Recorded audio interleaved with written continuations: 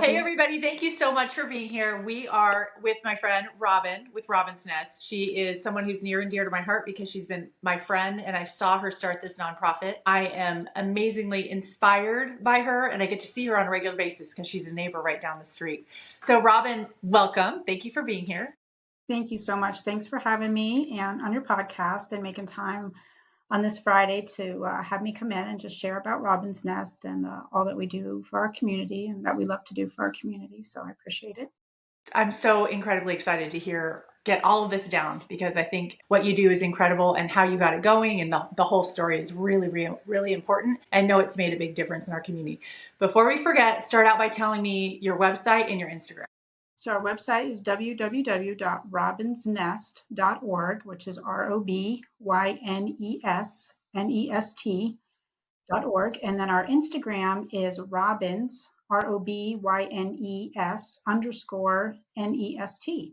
Awesome. That way, if anybody has any questions or they want to find out more about you, they'll know where to find you at. So Robyne's Nest, we're 10 years old. We're based here in Huntington Beach, and our mission is to serve our local homeless and at-risk high school students who have little to no parental support with these resources to finish high school and pursue a path of self-sufficiency. And I saw a need when actually my daughter was at freshman year going to Huntington Beach High School and had heard about a student who literally was kicked out on his 18th birthday. Yeah. And good kid, did well in school, wanted to go to college, working a part-time job, and just, his parents were like, you're 18, you're on your own. And it just it just kind of struck a chord in me. I left home purposefully when I was in high school before I was 18, just to be in a better environment. And I worked, I went to school, I did all those things. But when I looked for this young man to find some resources, I didn't really quite find something that kind of measured up to where he could have a place to live locally, finish school, and then get on to his next stage. There were just things like, hotels and sober living homes and get your GED, get a minimum wage job, apply for EBT, those types of things. And I was like, I didn't do that. You work through it type of thing. And for a kid who has all those great qualities going for him, he was a good student. He wanted to, right? Like, I felt like there should have been more for him. Yeah. So I asked a lot of questions like, why can't the school help with this? Or why can't they do that? And, and I don't know what I was expecting the answer to be, but they're a school, that's really not their job. And so, I had a couple of people say, oh, you should start a nonprofit. And I was like, I could never do that. But here we are 10 years later and going strong and serving our community, which we love to do. That's amazing. I love that. So I was just at your 10-year gala with my husband and we got to observe you and your son, who's now an adult, but he was a little kid when all this started, and your husband who supported you through this. And it was amazing to me because I think maybe 11 years ago, we were standing on the corner dropping our kids off at elementary school and you were talking about this idea. Yeah. And now you're at a country club with people around and donations happening and auctions happening, and it's a much bigger thing. Were you expecting it to come as far as it has? No, for sure. And for no other reason that it was just me helping out some kids. Yeah. But the more I did it, the more I was like, oh, well, they need this. And then they need this. And it grew into what it is today. And there's still more things that need to come down the road. But it definitely, when I originally started it, no, I did not necessarily see it. But as time went on quickly, the visions and the hopes for what it would be grew. I mean, I do feel that I've achieved a lot of those visions and hopes for Robyne's Nest. And, not for Robyne's Nest, but for us to be able to help our students and help our local kids. It's so important, these are the pivotal years where, there's two roads and, it's a choice. And sometimes the easier road, which is not always the best road. And after hard struggles in life, not just kids, but people often take that easier road, and it doesn't always lead to the best version of themselves. How important do you feel like the team of people that you have around you is? It's extremely important. I'm a visionary. I'm a business person, But I can't do everything by myself, and I really try to make sure that I do my due diligence, which Hmm. doesn't always work out, but I do try to have like the best people who have the heart for what we do and Yeah. can see and know that the impact and the hard work that we do. And sometimes, like at the end of the day, we're like, oh my gosh, you get some of these kids because they're teenagers, right? You have yours, I have mine, that know more than we do, and it's a long battle, but Yeah. we're in it for the long haul. I mean, I've been doing this 10 years, and I still have my own set of kids, and that I oversee and take care of, and try to convince every day I really do know what I'm talking about. Yeah. So I feel that they are my strength in continuing and to keep it going. But I'm not going to be here forever. So there's always that part too, where I want to make sure that the people that are here are the right people to whatever, one day keep Robin's Nest going, keep the Going. mission going, and to help those kids that really need help. Because what we do in the population that we serve, like again, I'm 50 something, and these problems have been around for a long time. It's not like Yeah. they're going to go away. Like, Right. I'm not ending homelessness. I'm not for kids, and I'm not fixing parents, right? Like, it is what it is. But like, let's have a proactive approach to it and say, here we are. Here's some choices for you, Hmm. instead of having them feel hopeless without options. Personally involved in two different volunteering experiences with Robin's Nest. One was going into a high school and being able to talk to people about cosmetology school.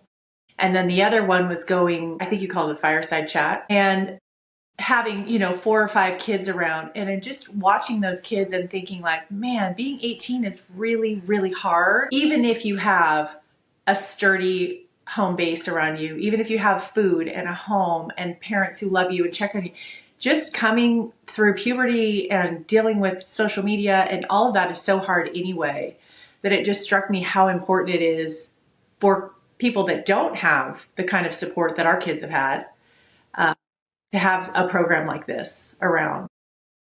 Yeah. Yeah, for sure. I mean, it's, the lack of skills and resources, it starts for them a lot of times at an early age. So it's not just, oh, these teenage years, like it's been going on for a while. Right. So that's what people understand. They say, why does it take so long? And it's like, well, we're trying to like fill in, 10 to 18 years worth of missing information and guidance and skills, and oftentimes breaking down like negative skills and Yes.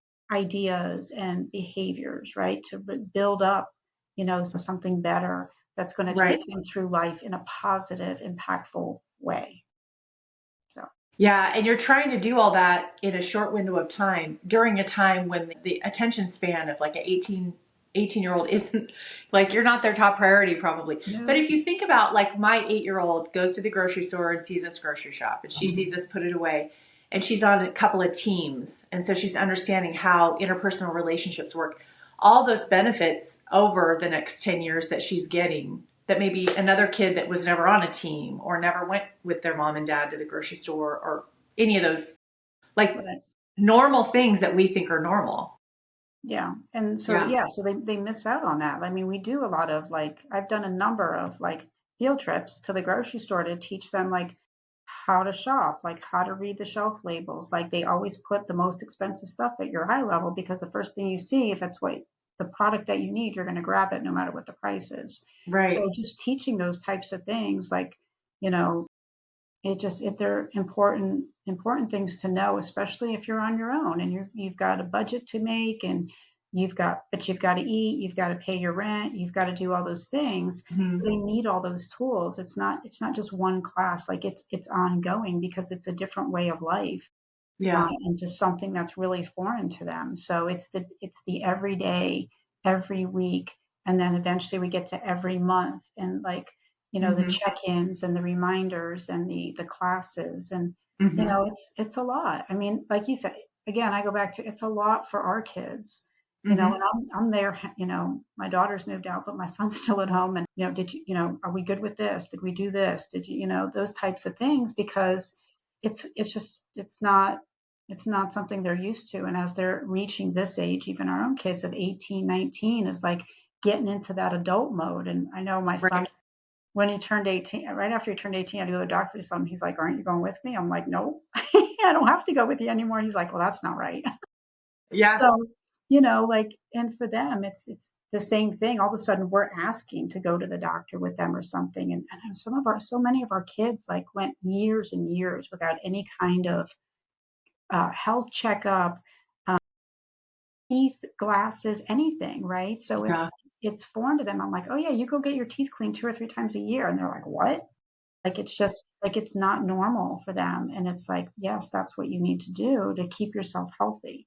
Hmm. So we really we're like full wraparound support of like everything. But yeah, the life skills are really the big thing. And obviously we do mental health therapy as well, to Yeah. help them heal their mind and their heart for the traumas that they've had to endure. And everybody's different, somebody's this trauma may be, affect other kids differently, but whatever's got them inside hurting and in survival mode and defense mode, like we want to work with that and kind of put it in its place in their life so that they can move on and focus on like all that they can do and all that they can be and not necessarily what they don't have. So super important. That's amazing. So it's mental health. There's so much that you guys do. I remember you were talking about teaching kids to drive. Yes, yeah, Kirby does a lot of that actually. So Yeah. we've had one other volunteer help, and then our house parent, Mark, he helps a little bit with some of the kids there. I'm taking one of the girls to get her permit here at 3 o'clock today, and she lives in our house. Robin's Landing is a house that we bought like got 3 years now. It'll be 3 years in July. We bought a house and we renovated it and we opened it last January, and it's been full. We can house up to 5 kids, 5 students, and just helping them finish high school and having that 24-hour support Hmm.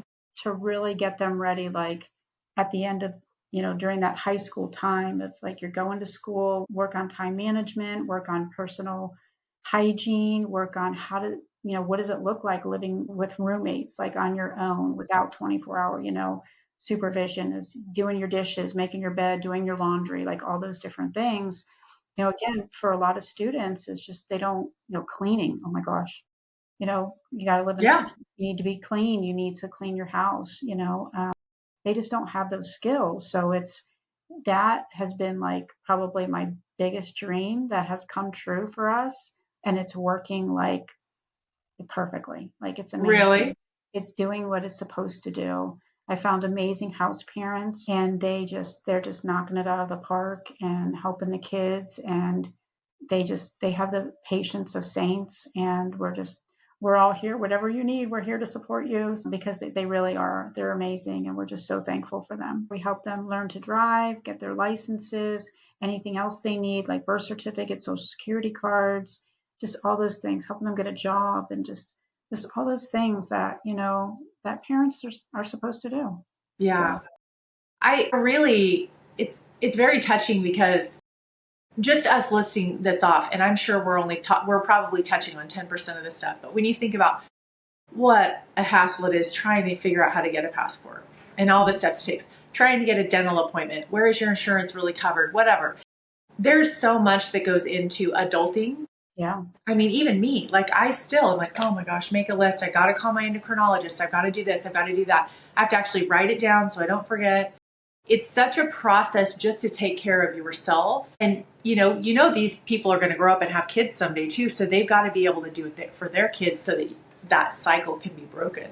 yeah, But it's exactly. very touching to me that they're getting the opportunity over, 18 months or 2 year, or I don't know how long does your program? We say the age range we serve is 14 to 24, but like, we have some kids that are older than that, kind of because we got them later, like I had one girl, I got her when, she was a senior still in high school, but she was like 19 and a half, late starter. She's 25 now. And, once in a while life happens and she's like, instead of panicking though, and like, or making poor choices, not because she intentionally makes them, but because she doesn't know, maybe something we haven't covered, right, in life. Yeah. She calls and says, hey, this is happening. What do I do? Hmm. And we're there. Like, we're never going to not answer the phone. Yeah. So My kids are still kids. My 23-year-old is still calling me today. He's getting yeah, ready to move and he was like, well, "Hey that's so mom." exciting. Yeah, Yeah. So tell me a story of one of your favorite kids' success stories. I know there's a lot. yeah. Um, I would probably say, yeah, I mean, everybody's success is different, but I feel for one of my students, her mom was an alcoholic, and dad was a drug addict and alcoholic, and she bounced around for like most of her life. Sometimes with her parents, sometimes without. Mom eventually died because of her addiction issues, and it was her senior year of high school, and she was working. I mean, she kind of had been supporting herself, and she was just stressed about like what was going to happen after high school.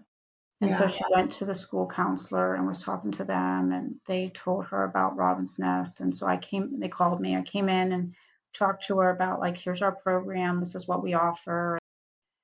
She was really like, okay, I think I'm good. Like, and then I didn't hear from her. And then all of a sudden, I would check in with her and she's like, no, I'm good. I'm good. I'm good. And I'm like, okay, okay. And then like right after graduation, she called and she's like, I need your help. Like, I just don't know what to do. And so she moved into our housing. We helped her. She got a job, which she was good at, but she got a better job. She started going to school slowly. We were like, you need therapy. You got to get in. You got to deal with this. Hmm. So just through that, she like went on and on. And but unfortunately, dad was always somewhere nearby. And Yeah. he was kind of always that when you're walking down the sidewalk and you get to an uneven thing, right? And you don't see it and it just trips and you land on your face. That's what he was for her in her life. Hmm. And then it just like it every time it just like it just kept hurting. And so she finally like a couple years ago texted me and said, "Hey, I just moved to North Carolina." And I was like, "What?" Wow. And she did. And I was like, okay, I'm here if you need me, like, okay. And she was like, I need to get out of California. I need to be away from my dad. Yeah. And it is like probably one of the best decisions she's ever made, I would say, because she had gained a lot of weight before she had moved because of the stress, and she just one of those comfort eaters. And she went out there and she knew somebody who went to school out there. So she moved out there, got roommates.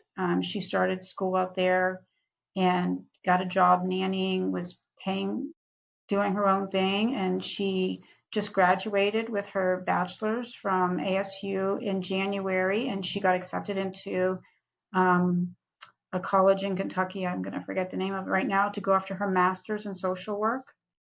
Wow. She's just like she's got a great boyfriend. She looks great. She looks like she's taking care of herself. Like and that's what we're here for, is to just kind of give that like bridge into the life that they are meant to live. We Yeah. can't choose who we're born to, or what our young environment is like. We don't have those choices, unfortunately. But like I tell the kids, like, you have choices now, and you have to, it's totally up to you. Like, we're here to help you, but at the end of the day, the choices are yours. So you can Yeah. either choose to be better than where you came from, or you can choose Right. to be on that path that is going to put you right where you came from. Yeah. So, and she chose to be better. And actually, believe it or not, her boyfriend's mom was at our 10th anniversary event. Really? Yeah. Did she fly in for that? No, she lives here. So believe it or not, that she met him out there, but he's actually from here. Wow. Well, He's maybe she'll be back. Yeah, yeah, she is. They're moving to Palm Springs in July. Oh, that's awesome. But yeah, he's from Irvine. So, That's a so great story. It's so fun to hear yeah, because you've been doing it so long. You've got some of these stories that are yeah. have been going on for a We while. actually have 5 college graduates this year. We have four with a bachelor's and one with a master's, Wow. just in one year. We've had others, but it's like one here and there, right, type of thing. But this year is a big year for us for that thing. But we also have other kids. Not everybody's meant for college, and for me, that's a big thing for me. As my son He's hands-on trades kid doing his thing. And we encourage kids to like find your passion. Like it doesn't matter what it looks like to anybody else. It's like what's going to work for you and make you happy to get up and go to work every day, because that's important. And so we have a couple kids that are in the military. We have a number of kids go to community college, and Mm-hmm. just to like, because our community colleges are fantastic. They have so many certificate programs, right? So you can go and you can like take a few classes to get skills in a certain job area. You don't need to get that 4-year degree. That's not necessarily always what it worth what it used to be in this day and age. And so we support them in whatever. And then we have a lot of kids that are just working and they're doing well. They have good jobs that they do like to go to. Yeah. And because they put that hard work into the job with their work ethic, they're getting the promotions. So they're getting the increased pay so that they continue to be self-sufficient and take care of themselves. So we support all of it. It's like whatever's That's best for them. amazing. Yeah. I think one of the things that you say that really makes you different and philosophies, and I've heard you say this over the years, I've got 5 kids, but not all of them are college bound either. But to take out the rigidity of how you must be when you're a grown up and be what we want you to be is self sufficient and happy and thrive and be a great version of yourself.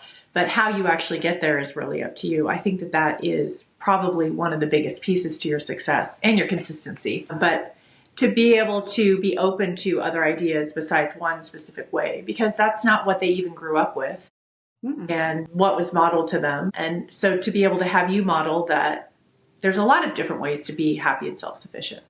Yeah. And everybody's success, people are like, well, who are your success stories? Well, really any of our kids that are out there like living their best life is a success story, but it doesn't mean it looks the same for everybody. And Right, that's okay. Like again, at the end of the day, the success is being happy and being self-sufficient. right. And so whatever that looks like is totally good with us as long as they're doing it. So yeah. If you had anybody that was listening and they were really excited about helping out with Robin's Nest, whether it was volunteering or monetarily, how important is that? And like, how dependent are you? I know you're not independently wealthy. You're not funding this yourself. So how do you get these resources to put them together for these kids? Well, so obviously donations, yes, are extremely important. And basically it's doing things like this and people hearing about us and feeling like they align with our mission and our passion, to help kids in this manner.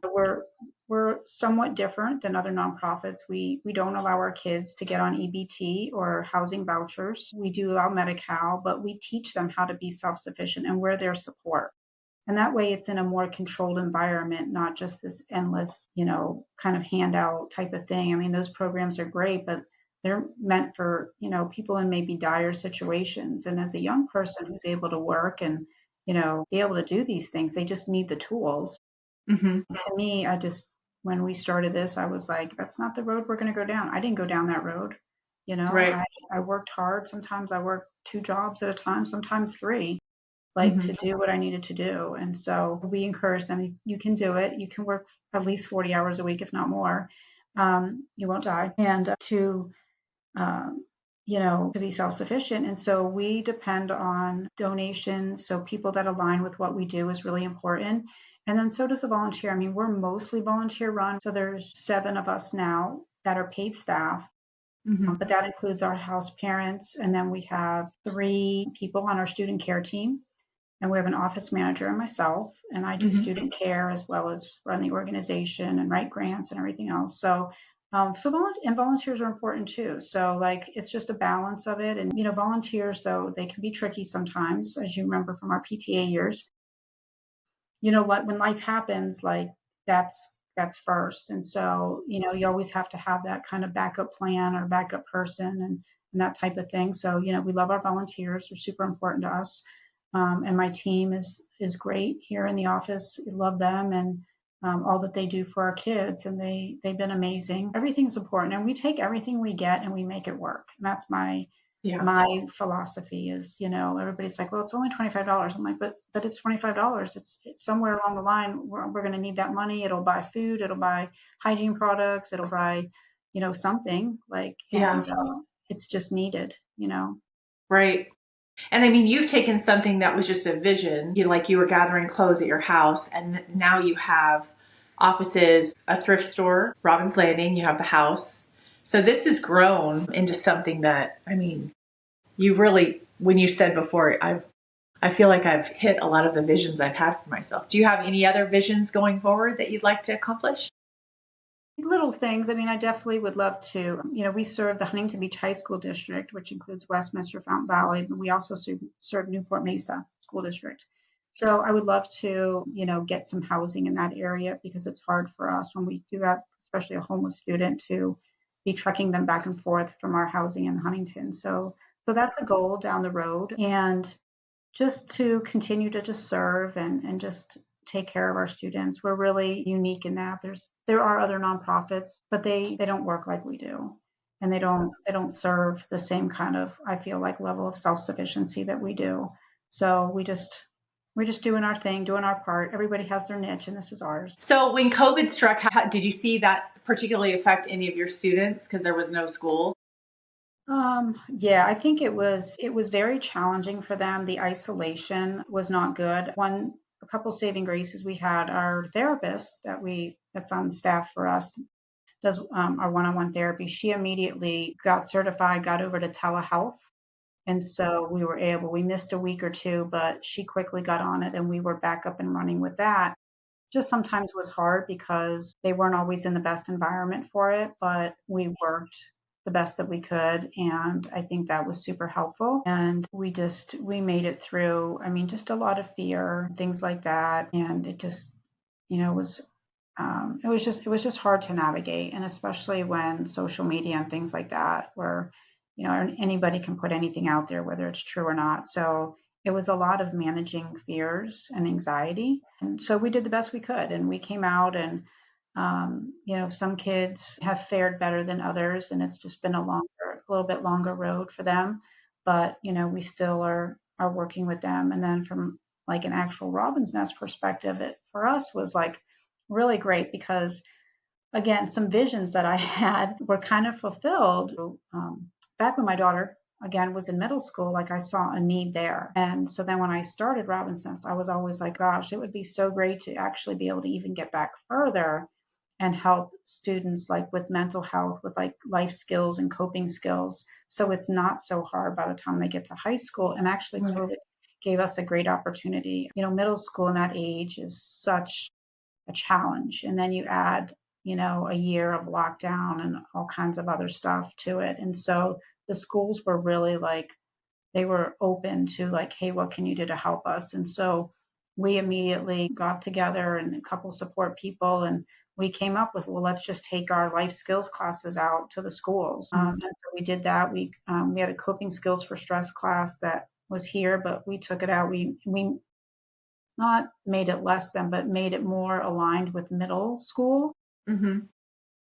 mentality and needs and focuses and attention spans to give them those skills like on a weekly basis for a while there. We did like 8 and 12 programs out there to help Mm-hmm. some of the students and just give them ideas and help the schools too, because it was a lot.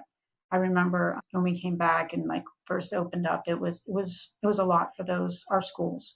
And Yeah. I bow to them for all of their patience and my gosh, skills and talents that they pulled out of hats some days, I'm sure, to help our students. So Yeah. it was a crazy time, but that came for us. We got more support. People, we didn't really shut down. We shut down for a week and we were back open again. We took in all kinds of donations, which kind of led to the opening of the thrift shop Mm-hmm. because we just took everything. Like there was so much need. The schools were asking us for help and we did everything. We did families. It wasn't just our students. If a school called and they needed something, we got it. I found furniture. I delivered furniture during COVID. I did everything. Mm-hmm. So for us, it was just that like there was a need and why wouldn't I help? In COVID, it had its downsides, but it had its upsides. So Yeah. it's made what we could a positive. Yeah, that's amazing. So, if you were going to talk to somebody who was like a little Robin who was 20 years ago and she was getting ready to start something like this out, what advice would you give to somebody who was interested in starting a non? Well, so that's a great question. One that I actually not necessarily get all the time, but I already have an answer because I do. People are like, "Oh, I want to start a nonprofit. How do I do it?" And I'm like, "Well, what is your passion? Like, what are you trying to help with?" Well, I just want to help the homeless. I mentioned earlier in the show about how we got started, and because there was a student, and I looked around for resources. And the thing that I want to point out is I looked, and there were groups that were doing it, but not like I necessarily felt was adequate, right? Because they weren't giving the housing where the kids went to school, which is what we do, right? Mm-hmm. So to me, if you're looking to start a nonprofit, look around and see what's out there, right? Do your homework because there may be a group doing pretty close to what you're doing that you could go and support. And I try to give a visualization of like a tree, right? When you nurture that root and the base of the tree, you get a lot more limbs going out to have an effect versus everybody planting their own little trees here and there, right? There's only so Right. many resources Right. and trees are going to die, right? So that's my suggestion. And I tell people that all the time. I said, I'm not discouraging you, but do your homework. If you're that passionate about something like that and you can go and join a group and make them stronger, your mission and your passion will go further faster than if you just started off on your own. If there had been something like what I envisioned for our young people and what they I felt like they deserve, like I wouldn't have started Robinson's. I'd have been like, here's your resource, and my day would have gone on. My life would look very different, but there wasn't. Yeah. So, um, Yeah, definitely. yeah. So I have one more question I want to end on, and I'd love to hear the answer to this. And I know that as your friend, I could say a few words about it too, but I want to ask you, how do you feel like the last 10 years has shaped you and your family and changed you? Oh gosh, that's a loaded question, girl. Well, you know what though? I mean, I do feel Robin's Nest was a gift. Honestly, in 2014, I really was kind of at a crossroads to some degree about like, why am I here? Like, what is my purpose in life? I mean, I'm married to a great man. I have two amazing children, but I just was like, I kind of felt like since we had moved to California in 2008, I'd just been kind of floating around and like just wasn't sure what I was supposed to be doing. And then all of a sudden this came about and it in the big picture is the easiest thing I think I've ever could have done in my life. Like everything I attempted, I've come out. It's not to say I haven't made mistakes, but like it's like, okay, that didn't work. So let me go do this and that works, right? Like I missed the ball just a slight. And so I backtrack and I go the right way. But it really has. Like it's from starting the nonprofit with a very dear friend named Thomas, who at happy hour said, "Oh, you can do this." And, to like, yeah, like I did it. Like I did all the legal work. I've done everything. I go. I mean, and I ask for everything. So I feel like it really has like shown me that a lot of stuff in my past, this was the end result. Like knowing all that, coming from that kind of dysfunctional background to where I can relate to our students and be like, Hmm. hey, yes, I've sold Amway. Like, you're not going to become a millionaire on that. Like, I've been through that. I know what you're going through. Here's another robot, but we're going to get through it. And this is how you do it. Right. And they're going to make their mistakes for sure. But it kind of has given me like, okay, like all of that trauma and craziness and everything that I went through, like, it wasn't for nothing. Like, here was its purpose. And it's to Yeah. give back and to like, make our world better as much as I can, even if it's just a handful of kids, right? Like their lives will be better and hopefully they'll pass that on and those cycles will be broken. So Yeah. I feel like in that respect, that's where my personal journey with it is. As far as my family, I had mixed feelings about it. I feel like, my kids kind of missed out a little bit on the overbearing all the time there kind of mom. But I also feel like it's made them who they are today. Both my kids have amazing work ethics. My son actually through COVID he's an amazing cook when he wants to cook. My daughter's great. They're both living their like right now their best lives. And so I feel like, okay, like maybe I wasn't the worst mom. And then my husband, like his support of me in doing this, has made us stronger. I know he's my rock, and for all those years I was there for him. Like, it's just, that's what you do. That's a great marriage. Yeah. So I feel like, it's kind of, just made us all a little bit better in its own Yeah. way. So very thankful for it. I'm very glad and just blessed that God chose this for me, chose Yeah. him to be my husband, and gave me two amazing kids. It really is a great story, girl. I'm crying Thanks. a little bit. Sorry. It's okay. No, I just when we went to the 10-year celebration and I could see from our table we could see your son and your husband, and I was watching, your son was in his fancy suit and I was watching him watch you talk, and I was thinking what kind of impact, this is a core memory for him, to see his mom so honored over doing something that's like, it's not like you're being honored because you're winning an Emmy.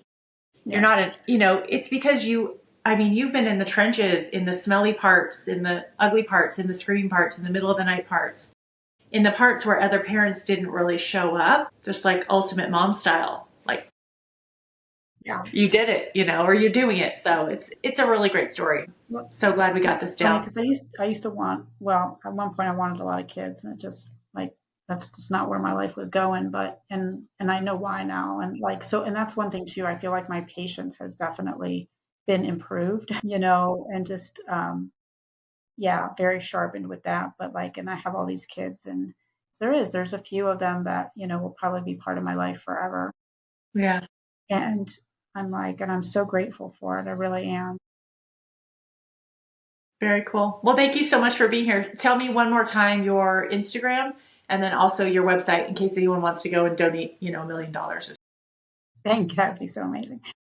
Our Instagram is Robynes_nest, so ROBYNES_NEST, and our website is www.robinsnest.org. O-R-G. So thank you so much.